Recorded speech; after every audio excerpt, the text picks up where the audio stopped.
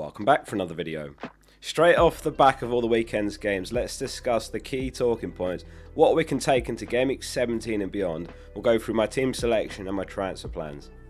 So that's it from the AFCON players for a while. The earliest that they're going to be back is Gameweek 18, and that'll be if they're knocked out of the group stage. Group stage starts on the 21st December and the tournament finishes on the 16th of January. I made a list of all the notable players called up, but it's not the full list. There are more, but these are just basically the notable names, whether that's, the team will suffer without them or maybe their teammates will benefit from their absence. So the list is Dango, Foster, Ismail Assar, Ndai, Iwobi, Salah, Mbumo, Ahmad, Aït-Nouri, Marmoush, Aina Diouf, Wan-Bissaka and Agbadou. If you've got any of these guys, then they're not going to play until Gameweek 18 at the absolute earliest. And as I say, that's if they're knocked out of the group stage, but many are going to be back much later and they'll progress. The favourite teams in terms of who might win it are Morocco, Egypt, Senegal and Algeria. I wrote a complete guide on AFCON if you want to read it up. I'll link that in the description, which is free to read.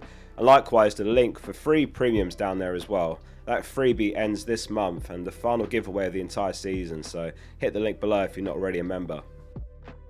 Chelsea beat Everton 2-0 at Stamford Bridge, and it did see Dewsbury Hall come off injured in the first half. Moyes said, "I'll find out later what it is." He had a bit of tightness already in his hamstring, and then he felt it during the game. Hopefully it's not a serious one, because he's been an absolute cheap gem, hasn't he? And Everton's fixtures turn amazing as well from Gameweek 18, so really soon. Palmer started and he got his first goal since Gameweek 4. Obviously he's still being managed, like the last two games he's played 57 minutes. Gusto with an 18-pointer, 1 goal, 1 assist and a clean sheet. It also feels like Chalobah's gone really under the radar this season. I feel like he's not been talked about that much relative to how he's done. Like, all the talk has been Palace defenders, Arsenal's defenders, DEFCON players like Tarkowski and Senesi, but Chalobah's the second top scoring defender after 16 game weeks now. Chelsea have got as many clean sheets as Arsenal as well with 8. I'm looking at Gameweek 22 as a possible entry point to invest in Chelsea myself. That's when they've got the best run in the league. It's Brentford home, Palace away, West Ham home, Wolves away, Leeds home and Burnley home. So that's an unmissable run of games. No Salah in the starting 11 again for Liverpool, on the bench. No Isak either, but Ekitike with a goal inside the first minute helped ease the tensions there. Going on to score a second goal as well for a 13-point haul. Well played if you picked him up. On the deadline stream we did have that leak that we knew he was going to start. Salah off the bench as well in the first half because Gomez went off injured, and that meant a rejig with Szoboszlai going to right back. Salah assisting that second Ekitike goal, plus he got bonus point. 1.19 XGI for Salah off the bench, really impressive numbers. Is that the last time we'll ever see Salah in a Liverpool shirt? I really hope not, I don't think it will be. And Liverpool keep their 5th clean sheet of the season. Arsenal 2, Wolves 1. Very disappointing clean sheet wipe in stoppage time for the second game in a row. Arsenal only conceded 0.38 expected goals as well, which was the best of the weekend. The first goal, a Saka corner, off the woodwork, off Johnston and in for an own goal. And the second one, another own goal, also coming from a Saka cross, which Mosquera put in his own net. Saka was on maximum bonus even before that second assist got credited, so it ended up an 11-pointer for him all out. Both of those are FPL assists, but not officially Opta recognised assists, just to clarify there. FPL have got their own additional definition of assists for things like that, and ultimately it's to award more points. Opta won't recognise a saved shot as an assist if it falls to someone else, or they won't recognise if someone won a penalty or a free kick that scored, stuff like that, but FPL do. And ultimately points are fun, and that's why they credit us with assists for extra things like that. Saliba and Timber in the starting 11 as well, which was a welcome sight for any of us that had Arsenal defenders or Raya. White off injured though early on, which meant Lewis Skelly and left back and Timber moving to the opposite side. Calafiori returns from suspension now as well, and I think he's an incredible option for 5.7 mil. Especially in the context of, on the opposite side, Timber costing 0.8 mil more. Who's got the best fixtures now? Let's have a look at the best runs for clean sheets and then goals. Arsenal top for projected clean sheets over the next 6 game weeks on 2.8. So yeah, I'm happy to stay on double defence with Raya and Timber, but I know some people are looking at a defender and then Rice and Saka, which is fine as well. If I was buying an Arsenal defender from Gameweek 17, it'd be Calafiori, as I say.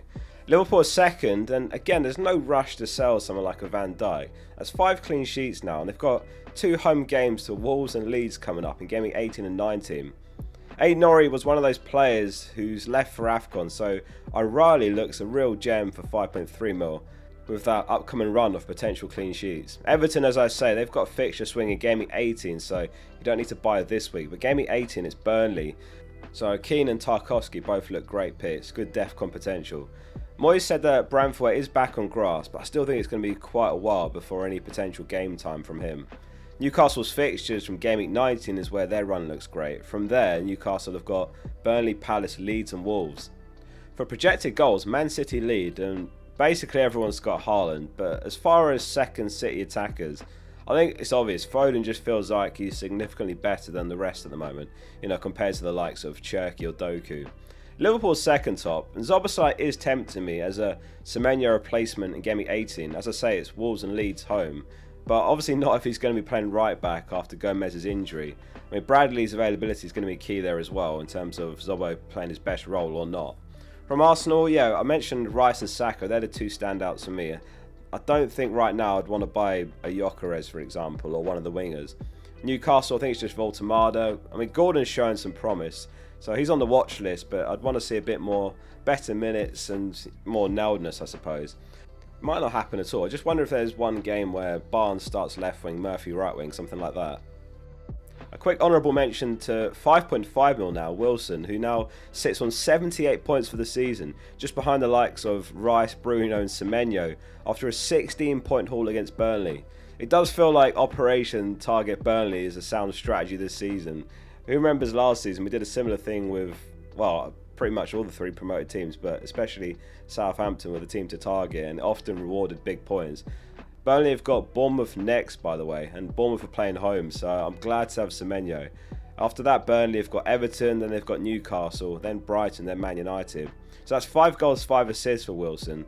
So that's 10 involvements in 13 starts, and that's only 1 fewer goal involvement than his most ever in a full season. We're not even halfway through this one. Marco Silva said the following: "Almost 5 years of me. He was my first signing, and I have to say it's clear that he's in the best moment of his career so far. It's not new in terms of numbers, because even before, it wasn't the same game time as he's getting now. His numbers are always in a good level. I believe this is going to be the best season for him in terms of numbers." Mateta and Sarr were both past fit for the game against Man City, which ultimately ended in a 3-0 loss. 3.8 million Klein started in right wing back in Munoz's absence. He's just not fit enough to play 90, so I'd avoid him honestly. Some games he might not even get to 60, might not even start every game, so I just wouldn't go there unless you desperately need an enabler for another move. Haaland with a brace. He got his second from the penalty spot, so he outscored Saka. Only a couple of points in the end, by the way, if he did captain Saka, so not a huge loss compared to that Bruno versus Haaland swing a few weeks ago. 17 goals and 16 for Haaland so far. Mateus assisted the first one, he got an 11-pointer. And Foden with a clinical goal as well. And that's 55 points in his last 4 games, Foden. That's more points than Foden scored in his previous 23 games combined.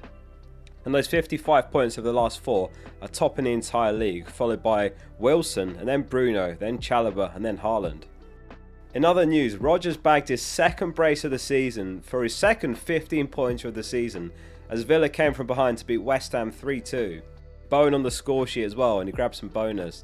Bowen, I genuinely think Bowen looks like an amazing option from Gameweek 18 in a couple of game weeks, because their run from Gameweek 18 is Fulham, Brighton, Wolves, Forest, Spurs, Sunderland, Chelsea and Burnley. Nuno's got a massive job in his hand obviously, but if he can get things progressing, then I think Bowen could be a gem for 7.5 mil. He's already the 3rd top scorer in forward as well as it stands, Bowen. Hudson-Odoi elsewhere scored a brace as well, plus he got an assist for a 19-pointer as Forest beat Spurs 3-0.